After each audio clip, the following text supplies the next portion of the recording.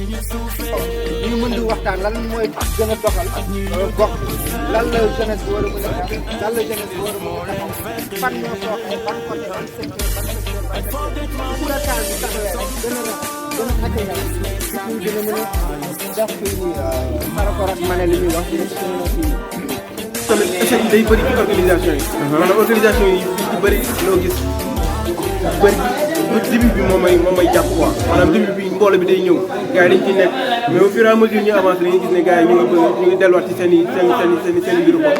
donc loolu beneen affaire mais loolu waru échec yooyu je me dis que ne tey jii da nga ko war a servir lan la war a servir expérience la war a doon ci yow. mooy ci li nga nekkoon démb mu échec leçon yi ñu ci war a tiré mooy lan laa def ba lii échec donc maa ngi waat ci beneen organisation lan laa war a mën a def ba organisation boobu bu ñu échec. ok donc daal tey jii dama naan passivité moom moo ñu jàpp nous la jeunesse ci li ñu nekk mooy on est toujours dans la réaction maanaam mbir moom tant que bëriwul coono bi ñu ci nekk wala bu ñu demee ba ñu xalaat ne lii suma alal la ni da koy fëgg ñu door a ñëw dans la réaction mais pour ñu am initiative yoo xamante nii pour valoriser benn mbir la wala pour jëmal benn mbir amuñu idée yooyu li ñu am mooy tey jii nii mooy ku ci nekk sa vie privée ngay jéem a valoriser da nga naan lii sama yëfu bopp la xaaral ma nekk ci quoi léeg-léeg ñun ñoo ko bokk buñ ko gérer baax na buñ ko gérer baax na mais je pense que esprit boobu tant que jigul ci ñun organisation yi ñuy bëgg a teg wala kuréel yi ñuy bëgg a teg yëpp ci échec lay nekkal quoi. en fait man Ousmane Ndoye laa tudd Koumpentoum laa juddoo fii laa yaroo ma profession est enseignante jàngalekat la mais depuis mois de janvier maa ngi mairie comme secrétaire municipal man maa ngi woo population bi ñu seet nan la ñuy gérer ordure parce que lu ñu sànni mu ñëwaat suñu environnement bi ñu koy noyyiwaat mbaa suñu xale yi di ci fo di ci jëlee feebar donc war nañ ci jël ay matuwaay yoo xamante ne duñ ko sànni n'importe comment donc mbalit bi dañ ko gérer normalement ñu bañ ko sànni ci xur yi mbaa bañ ko sànni ci géej gi ñu am nuñ koy gérer ba yoo xamante ne mën nañ ko recycler ñu teg ko de côté yoo xamante ne mën nañ ko incinérer ñu lakk ko yoo xamante ne aussi mën nañ ko suul denc ko ñu denc foog naa suñu defee noonu moom mbalit dootul amati te maa ngi rafetlu aussi ñoom Manel initiative bu ñu def lii amaana dañuy yaakaar ne ni bariwuñu mais su nekkee dafa tàmbalee ñaar sax ñu conscientiser population bi nga xam ne li ñuy def du pour ñun pour ñëpp la parce que problème environnemental problème ñëpp la géej gi képp ñëpp fii ne man su ma fi ñëwul sama doom dina fi ñëw mbaa sama jarbaat ñëw mais keneen ñëw donc ñu seet beneen yoon suñu wootee yu mel nii même su nekkul ci plage bi même ci biir dëkk bi mbuus yooyu ñuy sànni ñu seet nañ lañ leen di foree parce que mbuus pour mu yàqu day yàgg te day yàq suuf si mbay bi du demee noonu donc ñun ay journée yu mel noonu aussi ci biir dëkk bi nga xamante ne dañuy wër di tànn mbuus yi di leen wër ci biir dëkk bi am fu ñu leen denc suñ ko defee daal foog naa on aura un environnement qui est sain. Moussa Ba mais dañuy yóbbu char bi ci kaw mais gars yi kii gàll réel mais booy loo xalaat ci mbalit bi. ah dafa teg. waaw mais est-ce que yoon la mu war fi teew. pour sa xalaat lan moo fi andi mbalit bi fii ci dëkk bi. ci plage bi sànni mbalit géej bi rek. oui jaajëf waay. siyaare waaw Moussa Ba waaw di liggéey artiste peintre sculpteur loo xalaat ci poubelle bi. est-ce que c'est normal. yaa ngi buuju.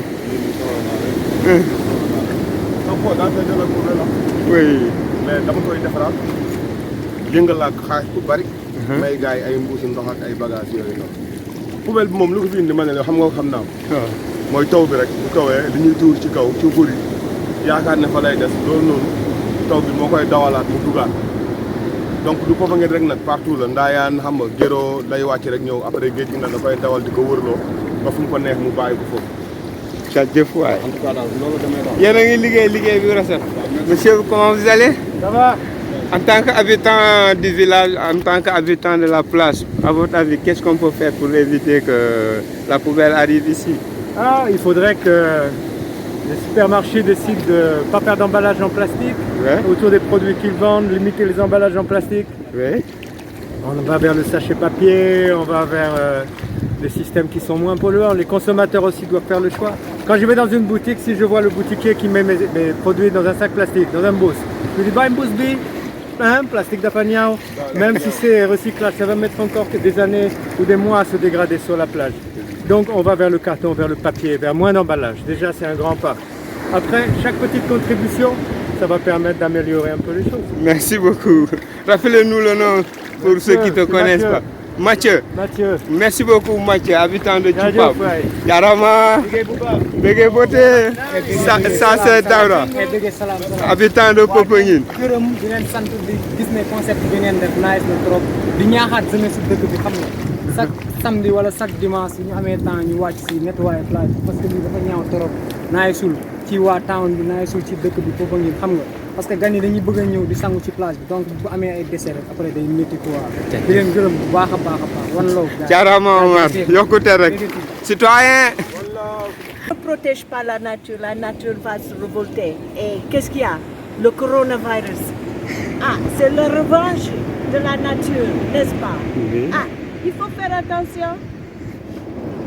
Merci beaucoup. Merci. Il faudrait, comment on dit, amener les poubelles plus loin de la mer, Oui, pour pas qu'avec les pluies ça vienne. oui.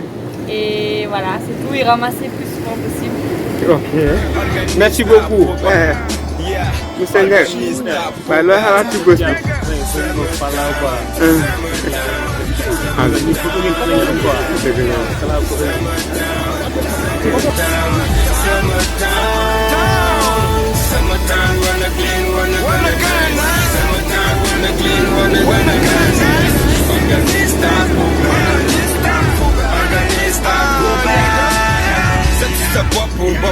wala moom sama gaay teewal ngeen seen gox de waaye lii la ñu am fii dëkk Popenguine.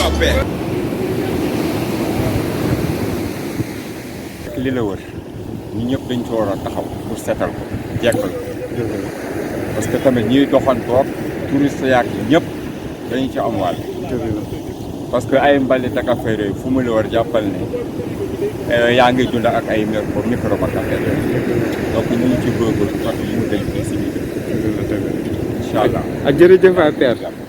mais. maa ngi jàng léegi. waay. 7 heures. 7 heures. maa ngi tudd Astou Mbengue. représentant groupement de femmes pour la protection dans le pays fii ci Popenguine ñun femme environnementale la ñu xam ñun ku ñu xam moom la ñu xamee depuis 1986 la ñuy liggéey ci environnement la ñu gëm encore ñu di ci rax assainissement hygiène et santé ndax ku amul hygiène amuloo santé vraiment mënoo def assainissement te amuloo hygiène amuloo santé hygiène bi mooy indi santé bi lépp lii lépp dafa bokk suñu wér-gu-yaram ndax ku setul mënoo wér première chose ku setul mënoo wér te lii mënoo koo gëm te bëgguloo ko da nga koy bëgg soog koo gëm may woo tous les jeunes de Popenguine village ak 8 villages yëpp yi ñu wër mu wër tout les réserves ñu ngi woo jeunes yëpp nañ koy def seen dëkk yi comme ni ñu ko defee si suñu tefes jeunes yi fii Popenguine ak Ndeyaan ñuy wër tefes yi nañ ko organiser ba bu ñuy egg Tubaab Jalaaw ndax lii dafa war ñëpp waaw set dafa war ñëpp. mais est-ce que yéen ndax ndaw yi yéen a ngi déggante bu baax. ñu ngi lancé toujours ñu ngi oo ndaw yi si suñu côté ndax suñuy doom lañu suñuy doom nii dañu bëgg ñu jege ñu suñu xam-xam bi ñu yor ñu sotti leen ko bu ëllëgee ñu jox ko seen i doom. man dégg naa ndaw ñi naan yéen da ngeen leen bàyyi gannaaw. kenn bàyyiwu leen gannaaw parce que kenn bàyyiwu leen gannaaw dañ leen oo ñu ne xamuñu li ñuy def nit ki nag boo ko jegeñul doo xam li muy def nit ki boo ko jegeñul doo xam li muy def bu ñu wootee nañuy ñëw bu ñu ñëwee comme tey ñu xam li ñuy def lan la parce que nit ki mënoo firi génteem te xamuloo génte lu mu gént dëgg la nañu bàyyi wax jooju loolu du wax dëkk bi ñun ñoo ko moom ñun ñoo ko moom ñoo koy liggéey suñu bopp ku ñëw fekk nu fi ñu xam ne ñu ngi liggéey jërëjëf benn tubaab lu jóge Europe ñëw ne la kaay am yow da ngay liggéey ba tubaab fekk la fa mooy la jërëjëf te nga liggéey man de bëgg naa cee bokk yaa ngi dégg feccam lii bu neexee ndey jaatee sa mbaggam nan waxante dëgg nañ AC yi ñëw groupement yu ndaw yu ñëw ñëpp nañu ñëw ñun ubbuñu bunt ubbuñu palanteer oo nañu ñëpp nag mosuñoo ñàkk ooli ci uli ma da caw ba muy dunde ba léegi dafay oo jeunesse bi ba kat ñëw fi ba yàlla moom ko dañu oo jeunesse bi ñun nag ubbuñu benn bunt ku la ko waxati ne ko maire ba nee na ubbuñu bunte dañu ubbi bunte yëpp tout est ouvert. waaw parce que problème bi muy commencé ci réserve bi. gars yi dañ ne maire yi dañu petoo réserve bi dem ba ci biir bëgg a soxla nit ñi pour ñu ñëw jàppale la. lan la ñu petoo réserve bi kenn fayuñu. dëgg la. réserve bi amul pay amul subvention dañuy liggéey voilà dañu bëgg environnement dañ ko gëm suñu xol ngëm-ngëm la ñuy doxee ngëm-ngëm la ñuy doxee te buñ ko wér nañu ñëw ñu xool nit ki loo bëggul doo fa ne ñun dañ ko bëgg du pédoole dañ ko bëgg àll bi kenn fayuñu amuñu ci ñaar dërëm campement bi nag suñu groupement moo ko moom pour mu leer groupement RFPN 116 femmes bi si dëkk bi ñoo moom campement bi suuf campement bi mais réserve bi dañ ko defee décret bi ñun ñoo tax ñu def ko. mais lan ngay xalaat ne lañ ci war a mën a def ci réserve bi pour impliquer ndaw ñi parce que am na ñoo xam ne bëgg nañ tamit ñëw liggéey fii nii ci plage bi fii jeunes yu bëri bëgg nañ lool tey jii nii bu jeunes yi bëggoon ñëw campé wu fii pour liggéey comme ñi nga xam ne xamuñu nan ngeen leen mën a dimbalee ba. ñoom duñu leen dimbali dañuy ñëw ñu bokk ak ñun liggéey. bu ñu bokk ak ñun liggéey rek ñoom dinañu xam lan moo leen war ak lan moo leen waral. dëgg la loolu nit ki boo ñëwul doo xam fi ngay teg sa tànk. dëgg la waaw nan waxante dëgg rek. je crois que loolu gis nga wax ji si biir dëkk bi dinañu wàcc à la base bu ñu wàcc à la base nañu xam lan leen man moo leen war ñoom ak lan moo leen warul. jërëjëf Fane dégg nga bu baax jaajëf Fane kontaan naa ne. D'abord gis ngeen ni que les jeunes ñu ngi ni di nettoyer plage. Depuis ce matin lañ commencé jigéen yi RFPPN ak les jeunes ak les notables ñëpp nekk na benn di nettoyer la plage te bokk na c'est la 3e étape déjà bi nga xam ne ñu ngi koy def ñu ngi mené déjà de 3e activité la woon 3e phase.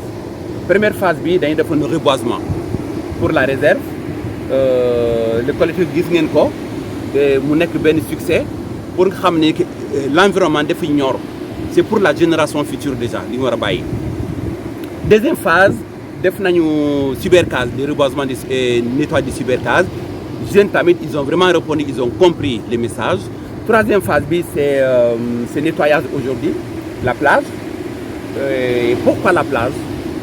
Parce qu'on s'est rendu compte surtout temps hivernage mbalit yëpp fii lay ñëw fii lay teew te mbalit yi am na ay algues am na ay jur yi nga xam ne def nekk ci biir ay sachet plastique yëpp def leen rey ay poissons ay voilà ay juvéniles c'est des zones de production de reproduction des animaux gis ngeen déjà bii c'est tortue marine moo ñëw niché bii nii comme ça là tortue marine d'accord seen nen mu ngi ci biir donc avec des sachets plastiques on sait sachet plastique musiba lu ñuy jur ci poissons yi pour mbonaat yi donc pour ñu ñëw sax dañu am problème jafe-jafe bon il fallait nag nettoyer la plage même waa Sindia gis nga ay ñaari jeunes ñu ngi noonu jaa jóge Sindia tey ji Cupam rek boo des plage même bu jógee Sindia bu soxla bu buggee fay Popenguine la ñëw Cupam fii la ñëw pourquoi parce que dañu aar Cupam depuis lors du doon nangu sax jigéen sax bu bugg a jël suuf pour def gerte caaf dañ ko doon tere loolu mooy résultat tey ji Sindia Popenguine séeréer Kignaabour ñoom ñëpp bu ñu soxla géej fii lay ñëw kon nga xam ni moomel ñëpp la tey ji nag ñëpp ko war a aar moo tax ñu jóg malgré sama âge malgré les blessures accidents yi tout ça là il fallait que je sois là parce que environnement bi dafa war a ñor yëpp c'est une affaire de tout le monde et tout un chacun voilà. Merci beaucoup. Yeah, nigga. Big up à tous les Bujuman. À tous les gars qui sont dans le move. Y'a beaucoup de fight dans le town, bi. Y'a ma jëlee fi mbalit bi. Yow yaa moom xibaar bi. Béykat yaa ngi jooy. Nappkat yaa ngi jooy. Dundu gaa ngi jooy. Lépp dee na ngir mbalit bi man. Organise ta poubelle.